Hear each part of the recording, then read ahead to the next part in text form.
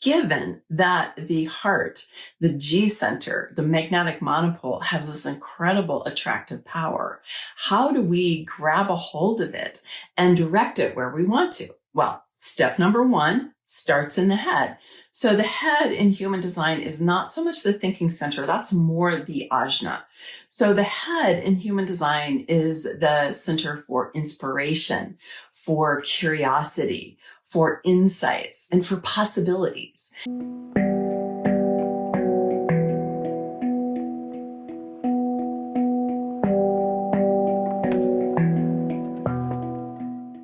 And so we want to start in the head by being inspired, by receiving insights that come in through the three gates that are at the top of the head.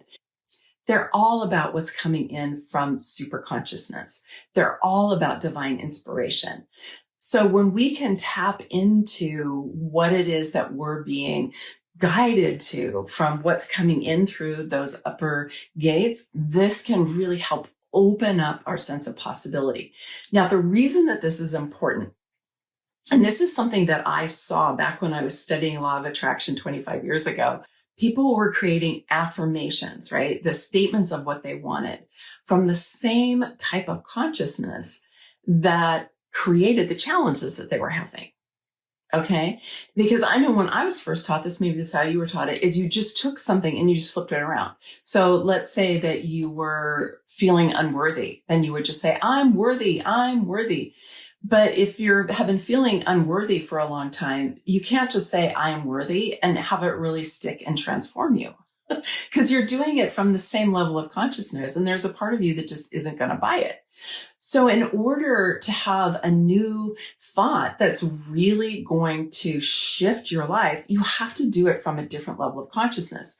And so what human design suggests is that when we can tap into superconsciousness through our head center and through those three gates that are coming in there, and you can just think of them as inspiration, curiosity, possibility thinking, optimism, hopefulness.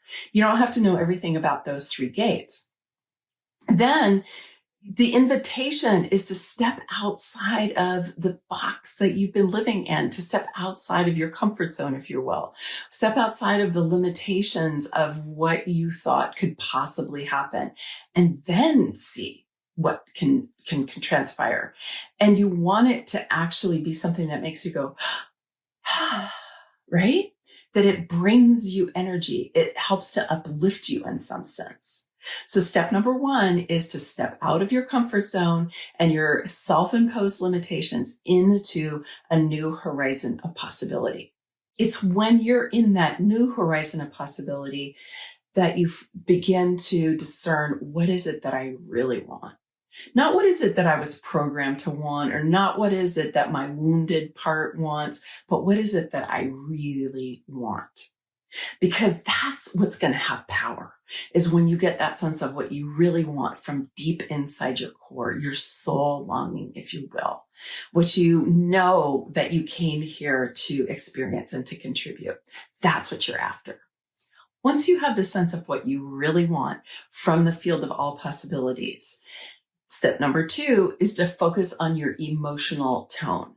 And this comes from your emotional solar plexus. Your emotional tone isn't so much the feelings that you have. Our feelings, they come and they go, right? The feelings are designed to move. Emotions are energy in motion. What we're talking about here with emotional tone, and that the emotional solar plexus is really about, is the power of your emotions. The emotional solar plexus is one of the four engines in the chart, and it's a powerful one. If you just think about how powerful your emotions are, whether you're blissful and joyful and ecstatic and how powerful that is, or whether you're angry and rageful and how powerful that is. What we're going for here is the kind of emotional tone or emotional energy you're experiencing most of the time. Now, all of us are going to have situations that we're going to get the hit of it, and we're going to feel sad. We're going to feel sad, angry. We're going to feel off center. We're going to feel afraid, right? All of those are all going to happen. But that's not what your baseline energy is, or what your kind of ongoing energy is. And that's really what you want to attend to, because the stronger your nervous system and the more elevated your emotional tone, the more resiliency you're going to have. The more that those things that happen in life, they're not going to bother you either to the same degree, or not as long. You're going to be able to bounce back faster. You're going to have a natural buoyancy. And so you really want to attend to this. Take a moment to reflect on what your general emotional state is. Are you in a state? Are you fearful? Do you worry? Are you concerned a lot? Are you afraid? Are you angry? Are you rageful? Are you reactive? Do you feel, depressed, or do you feel ashamed? All of these are kind of heavy emotions that are not, even though they're powerful, they're not really helpful for you to create more of what you want in your life. Because if you think about it, if we go back to that reticular activating system, right? And if you're in a state of fear or worry a lot, you're going to get more of that. Or if you're rageful, and unfortunately, with everything that's been happening in the world the last couple of years, there's a lot of rageful people out there. So you really want to be looking at what's your regular emotional state? Or are you more optimistic? Are you more compassionate? Are you more caring? Are you in more of a state of positive anticipation? Do you feel more like the universe has your back and life is going your way? That's what you want to cultivate for yourself. Because when that is your baseline, that's really what you're going to be building your manifesting power from. And those positive qualities that also has the love of the heart is a much more powerful force than the other ones in your life. Your emotional tone is always calibrating that magnetic monopole in your G center, whether you know it or not, whether you're doing it deliberately or not, whether you're doing it consciously or not. You're always creating. You're always co-creating. You are a creative force. You cannot not create.